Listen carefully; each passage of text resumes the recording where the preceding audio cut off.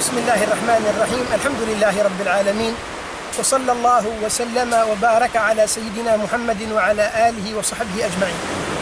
لازلنا أحبتنا في رسائلنا هذه رسائل أندونيسيا نتحدث معكم من مافا، ولازلنا في حديثنا عن مدارس الخيرات وعن الحبيب عيدروس بن سالم الجفري.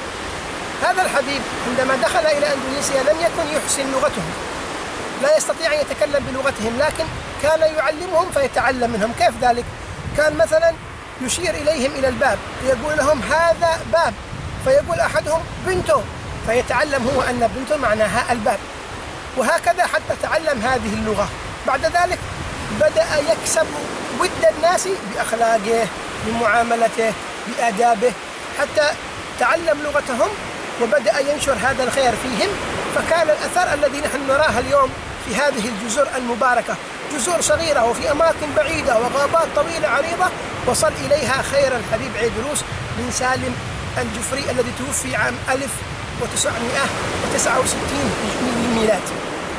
معنا اليوم استضافة أحد أحفاد هذا الإمام الحبيب عيدروس بن عبد الله بن محمد بن عيدروس بن سالم الجفري، ويحدثنا عن هذه المدرسة الطيبة وعن هذا الحبيب. ماذا تحدثون حبيب عن الحبيب عيدروس بن سالم وعن إقامة مدرسة الخيرات وما فيها ودخوله إلى أندونيسيا؟ تفضل. السلام عليكم ورحمة الله وبركاته. الحمد لله والصلاة والسلام على رسول الله سيدنا وحبيبنا وشفيعنا وقرة أعيننا ومولانا محمد بن عبد الله وعلى آله وصحبه ومن والاه. Perjalanan kami ke tempat wilayah Halmahera Utara ini, wilayah Maluku. Habib Alwi bin Abdullah Al-Idrus menanyakan tentang bagaimana Habib Idrus bin Salim Al-Jufri beliau dalam berdakwah diterima oleh masyarakat Maluku, masyarakat Indonesia, masyarakat Sulawesi Tengah khususnya Palu. Bagaimana beliau bisa diterima di sana?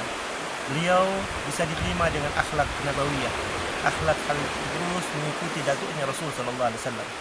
Mereka melihat bagaimana akhlak beliau dalam berbicara, dalam bermasyarakat, dalam menerima semua suku, bangsa, apapun dia latar belakangnya.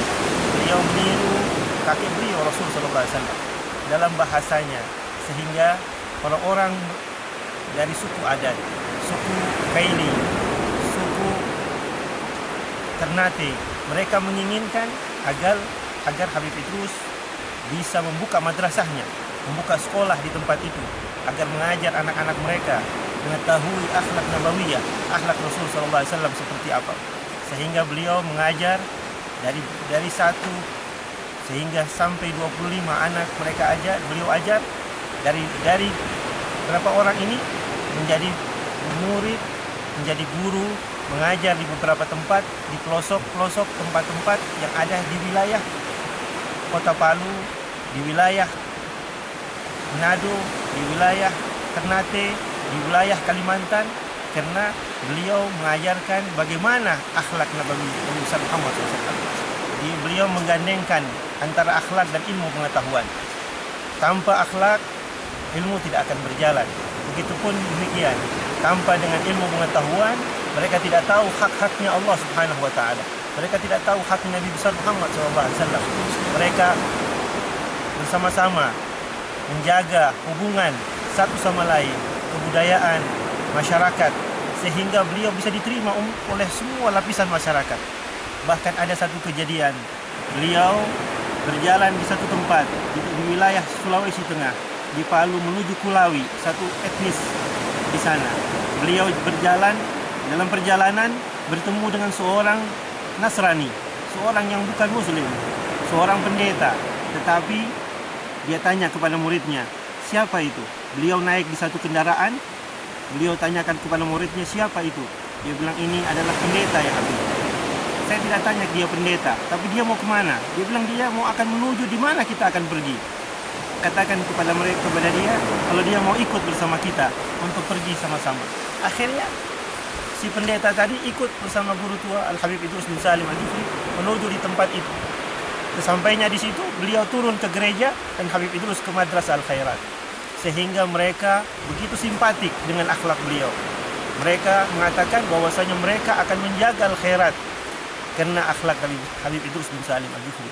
Begitulah mereka bisa Habib Idrus diterima oleh masyarakat, di lapisan masyarakat siapapun mereka, suku apapun, tidak memberikan jarak antara satu sama lainnya, sehingga berkembanglah al-khairat dari semasa Habib Idrus bin Salim Al-Jufri, yaitu 300 madrasah, sehingga sekarang madrasah al-khairat sudah berjumlah 2000 lebih madrasah al-khairat.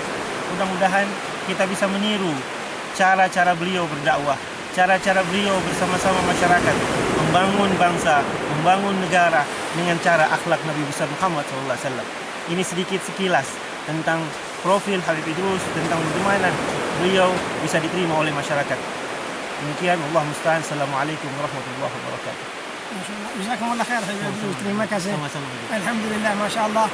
وإن شاء الله لنا حلقات أخرى نتحدث فيها عن مدارس الخيرات، ونتحدث كذلك عن من وصل إلى هذه البلدة المباركة من علماء حضرموت. نسأل الله سبحانه وتعالى أن يوفقنا لما يحب ويرضاه، وأن يرزقنا كمال الإخلاص ظاهرا وباطنا.